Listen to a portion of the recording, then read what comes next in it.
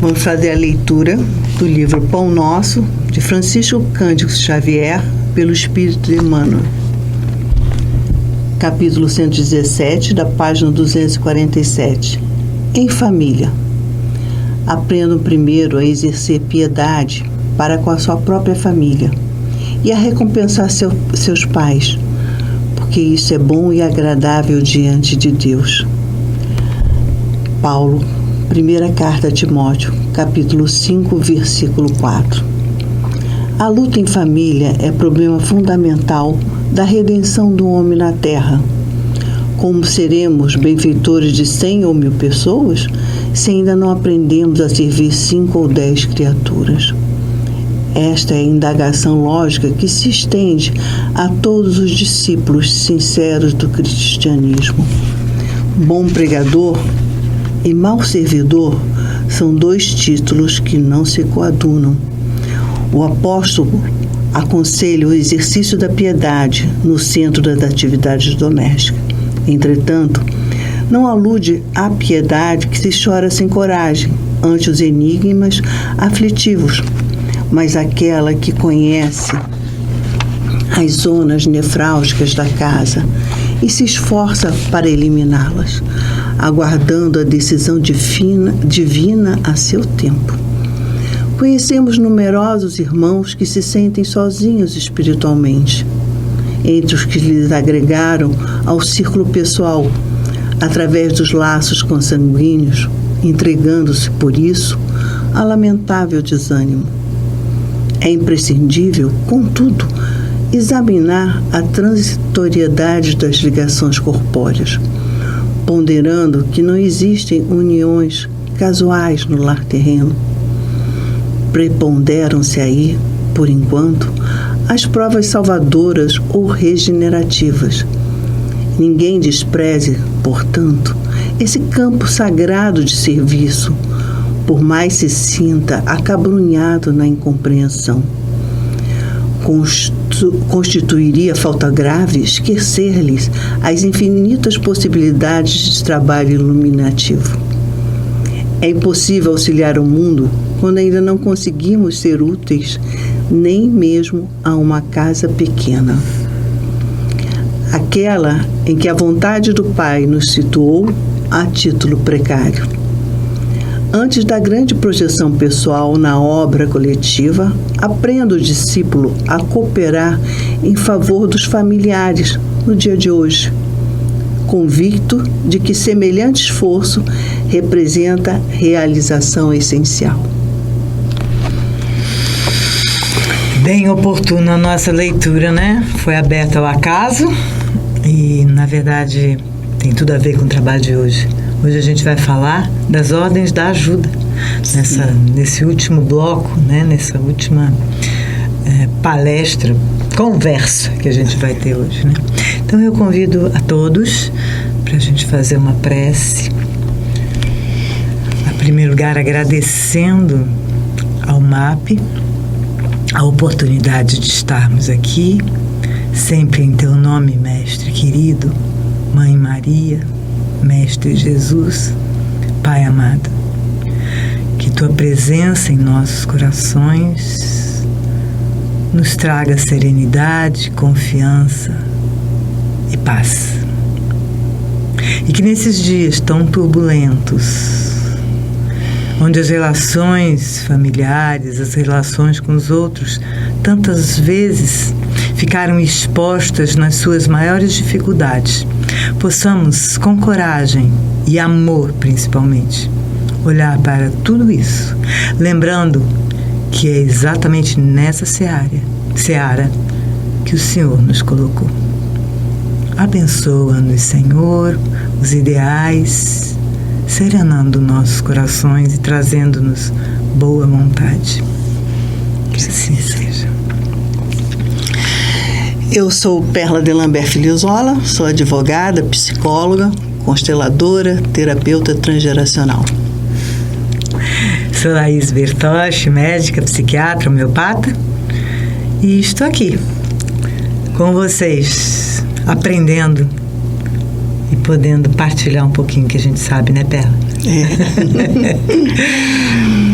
Então vamos agora começar com sabedoria.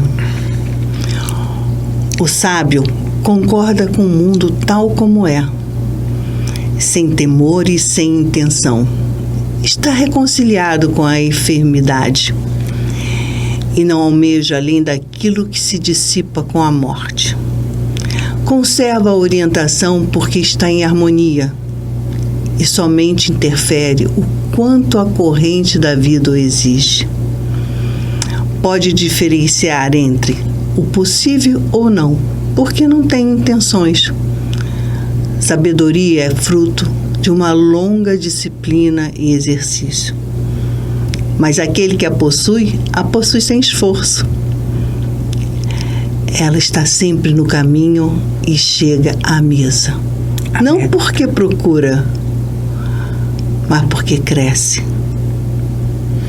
Bert Hellinger, Ordem da Ajuda. Tem uma última frase, ela está sempre no caminho e chega à meta. É interessante que eu troquei pela a mesa, mas é onde a gente faz as refeições. Foi uma troca. É verdade. Onde as pessoas se reúnem, né? Onde se elas estão juntas. A gente... E me parece, né, que nesses momentos em que nós ficamos mais junto da nossa família, talvez a gente tenha experimentado com mais frequência esse poder estar junto. E talvez aí dissipado um pouco das grandes dificuldades, se aproximando, olhando mais nos olhos, compreendendo mais. Tá certo, a gente sabe que o número de divórcios aumentou muito, né, Bela? Muito.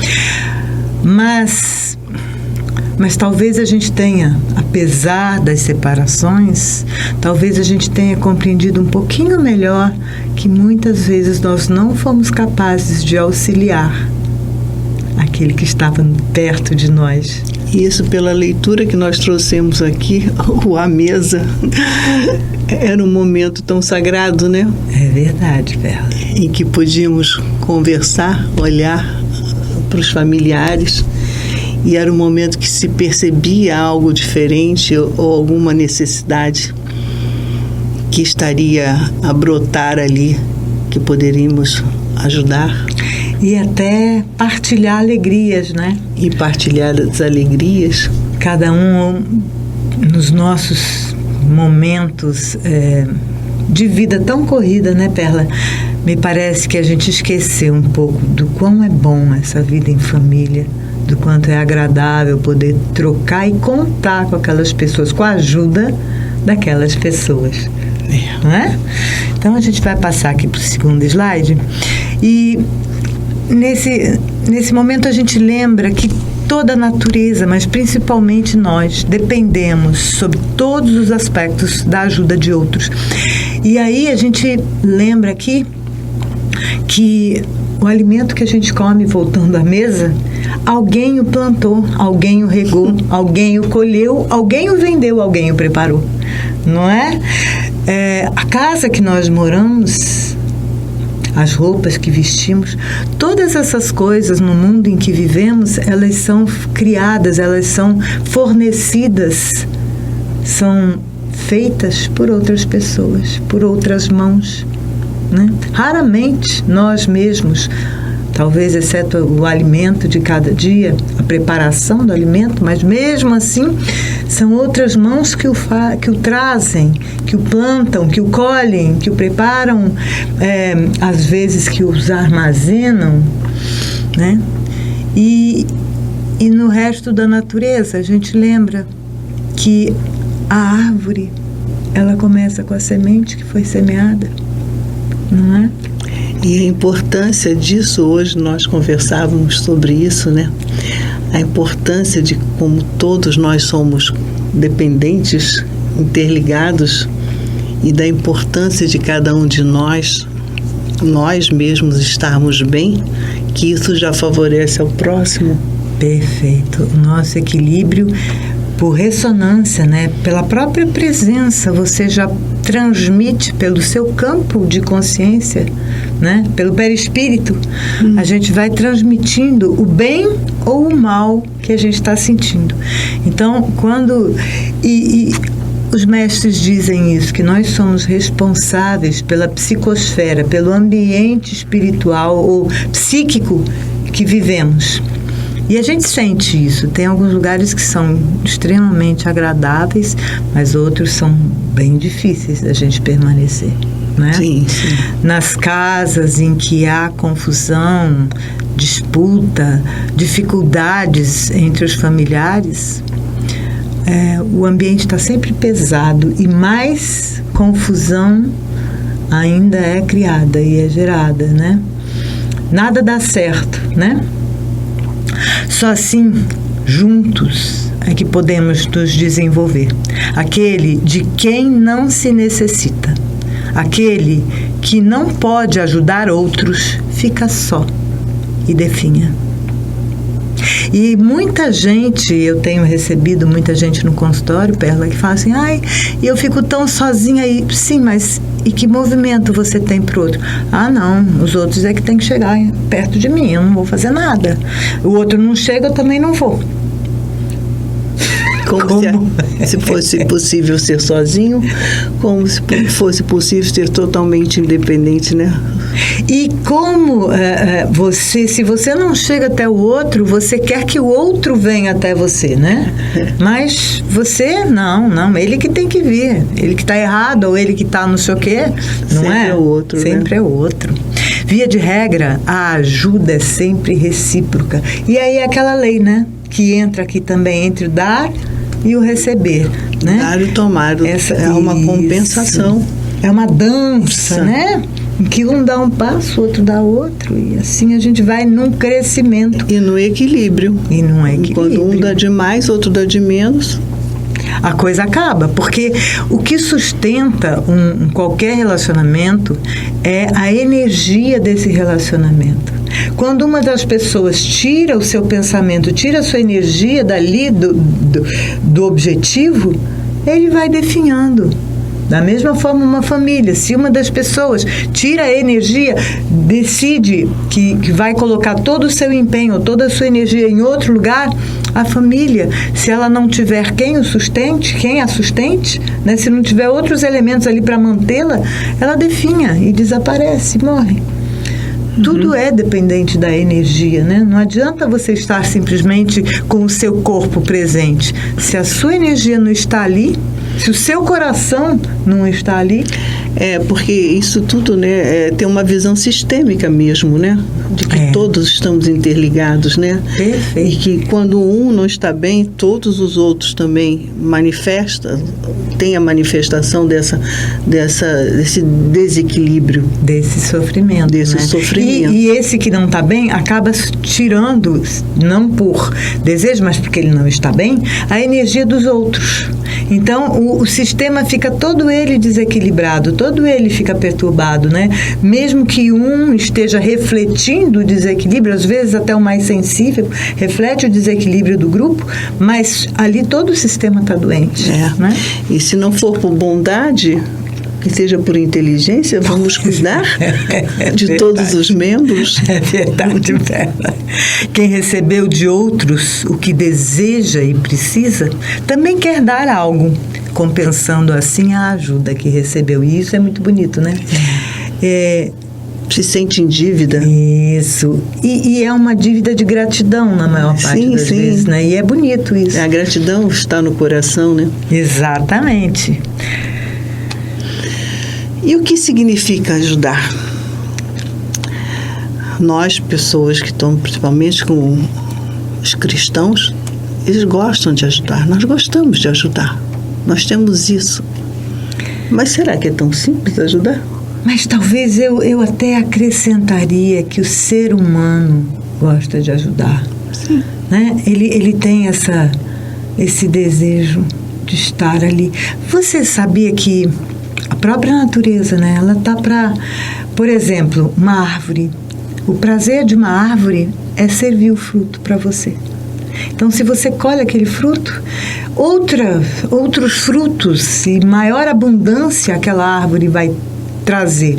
Se aqueles frutos ninguém olha para eles, eles naturalmente não têm função.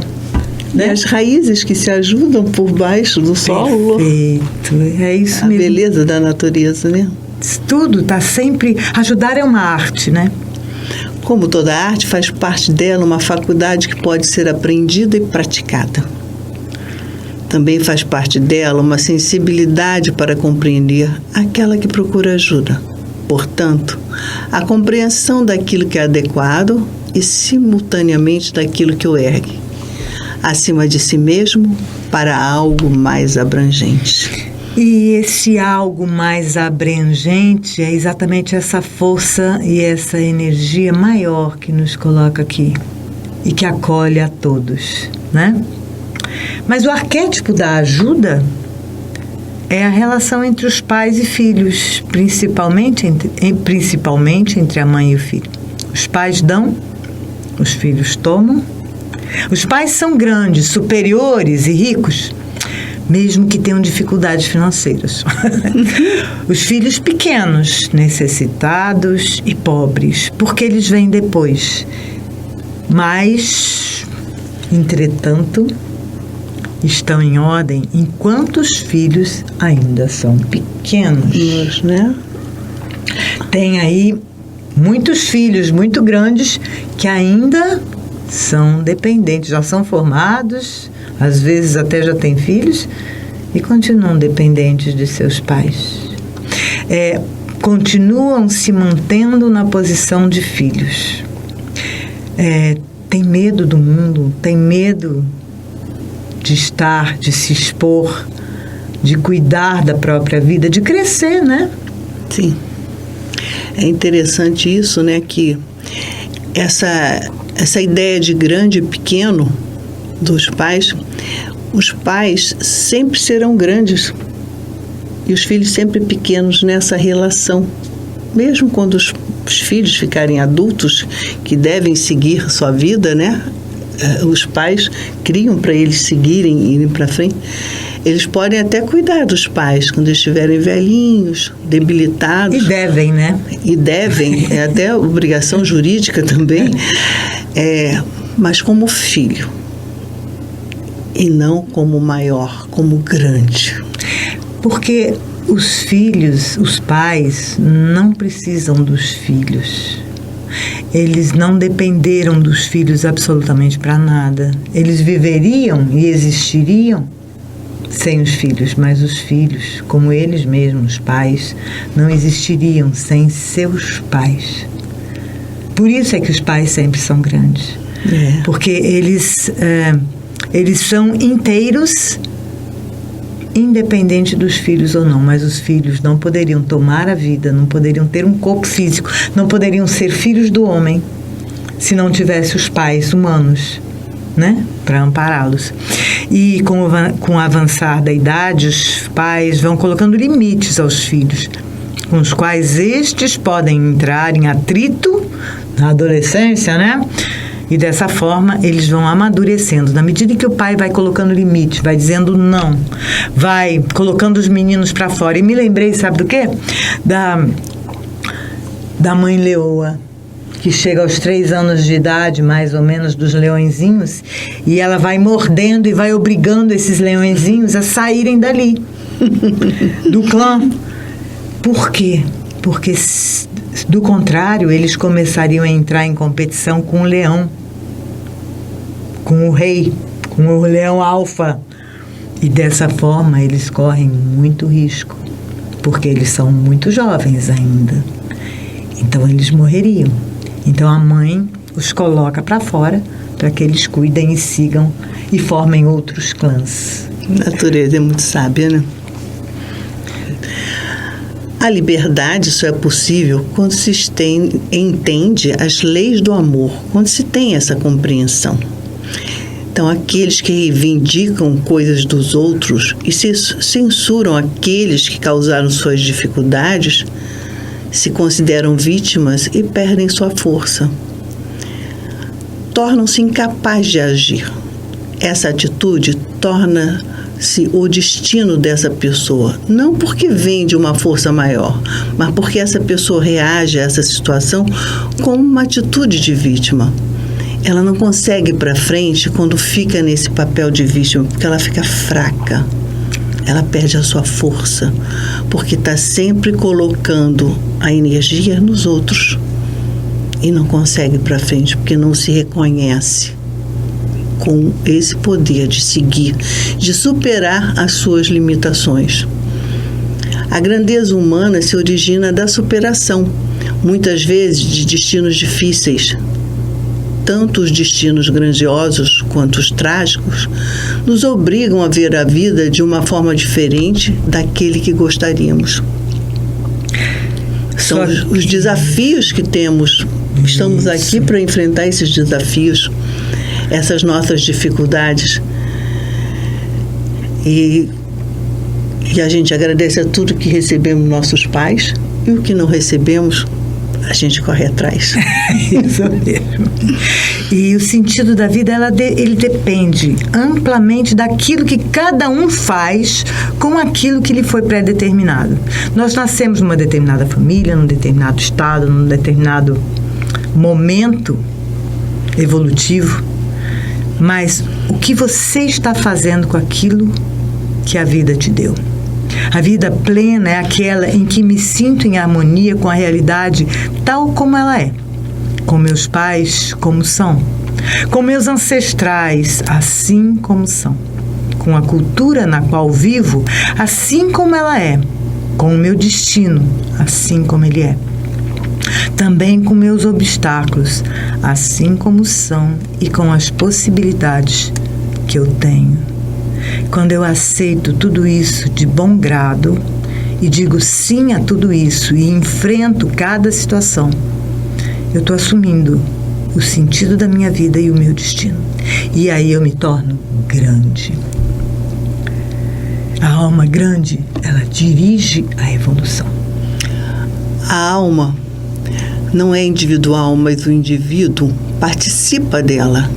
Quem pode se entregar aos movimentos da alma pode evoluir, mas frequentemente nos desconectamos da grande alma pelo vínculo à consciência individual e coletiva de clã. Quando se está em harmonia com a alma, não se tem medo, não se tem desejo. Por isso, consegue se expor a uma situação difícil e manter a harmonia quando em uma situação feliz. Então, a gente vai buscar exatamente agora esse sentido, essa grande... Vamos buscar esse momento nosso em que nós não temos medo, em que nós estamos completamente em harmonia com a nossa essência. E para isso eu convido a todos para sentarmos bem presentes. Lembra naquela triangulação na base, no períneo, osso da púbis e os dois isquios aqui atrás, sentando bem presente com a coluna ereta e respirando no coração. O coração é a sede da nossa alma, da nossa inteireza e da nossa cura. Simplesmente respirando, sentindo esse ar que entra e que nos preenche e esse ar que sai. E simplesmente dizendo sim a toda a vida, aquilo, tudo do jeito que é.